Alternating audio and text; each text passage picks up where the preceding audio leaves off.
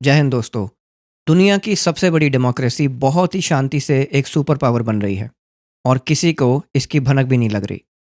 जब अमेरिका और China global dominance के लिए लड़ रहे हैं, जब यूरोप एनर्जी क्राइसिस से जूझ रहा है, तब भारत मॉडर्न हिस्ट्री का सबसे सोफिस्टिकेटेड जियोपॉलिटिकल गेम खेल रहा है।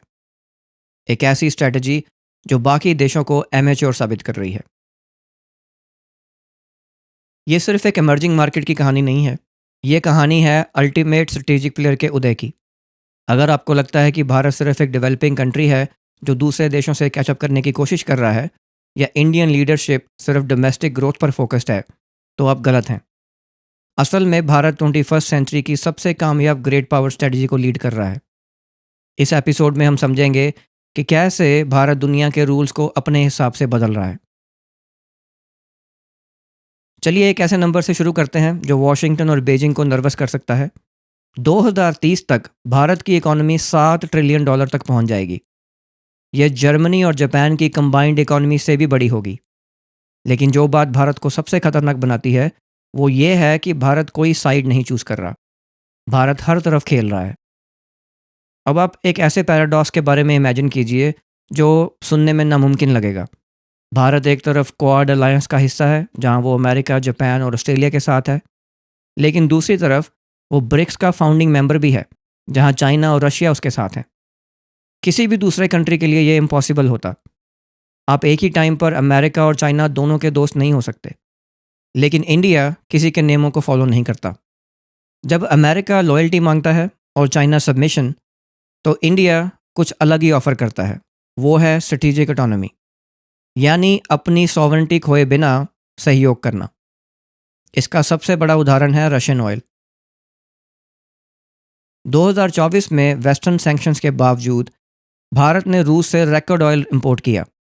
भारत ने साफ कह दिया हमारे लिए स्मार्ट इकोनॉमिक सबसे ऊपर है। और हैरान करने वाली बात यह है कि रशिया से तेल खरीदने के बाद भी अमेरिका भारत को अपनी टॉप डिफेंस टेक्नोलॉजी अभी तक दे रहा है। क्यों? क्योंकि आज भारत इतना वैल्यूबल हो चुका है कि उसे पनिश करना किसी के बस की बात नहीं है। कई दशकों तक चाइना दुनिया की फैक्ट्री था, लेकिन अब भारत उस मोनोपोली को ख़त्म कर रहा है। आज एप्पल अपने आईफोन्स का बड़ा हिस्सा भारत में बना रहा है। सैमसंग ने भारत को अपना सबसे बड़ा मैन्युफैक्चरिंग हब बना लिया है। यहाँ तक कि टेस्ला भी इंडिया आने की तैयारी में है। लेकिन भारत सिर्फ प्रोडक्ट्स असेंबल नहीं कर रहा, वो इनोवेशन सेंटर भी बन रहा है। गूगल का एआई रिसर्च हो या अमेजॉन का लॉजिस्टिक्स, सब कुछ भारत में शिफ्ट हो रहा है। इसका सबसे बड़ा कारण है ह्यूमन कैपिटल या हमारी डेमोग्राफी। चाइना की आबादी बूढ़ी हो रही है, लेकिन भारत के पास 60 करोड़ लोग लगभग 25 साल की उम्र से कम है। यह इतिहास की सबसे बड़ी यंग पॉपुलेशन है। सोचिए, भारत हर साल अमेरिका और यूरोप से भी कहीं ज़्यादा इंजीनियर्स और डॉक्टर्स तैयार करता है।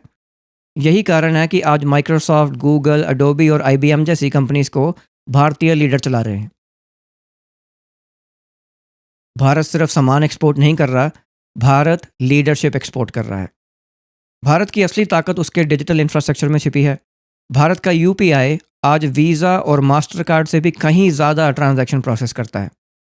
भारत इस टेक्नोलॉजी को अब दूसरे देशों में भी लेके जा रहा है, लेकिन चाइना की तरह भारत दूसरों को डिपेंडेंट नहीं बनाता। भारत का सिस्टम इंटरऑपरेबल है, यानी आप अपनी आज़ादी बरकरार रखते हुए इसे यूज़ कर सकते हैं। आज हर ग्लोबल कंपनी को पता है कि भारत का मिडिल क्लास मार्केट इतना बड़ा है कि इसे इग्नोर करना इम्पॉसिबल है। इसलिए अब शर्तें वॉशिंगटन या बीजिंग में नहीं, नई दिल्ली में तय होती हैं। पिछले 75 सालों से दुनिया सिर्फ दो रास्तों पर चलती थी, ईस्ट या वेस्ट, कम्युनिस्ट या कैपिटलिस्ट। लेकिन भारत ने एक तीसरा रास्ता दिखाया है, मल्टी पोलर एंगेजमेंट। आज 130 देश भारत की तरफ देख रहे हैं। क्यों? क्योंकि भारत बिना किसी को डराए, बिना किसी पर हमला किए एक ग्रेट पावर बन चुका है। भारत आज ग्लोबल साउथ की आवाज़ है। भारत की जीत सिर्फ भारत की नहीं, बल्कि हर उस देश की जीत है जो अपनी शर्तों पर जीना चाहता है।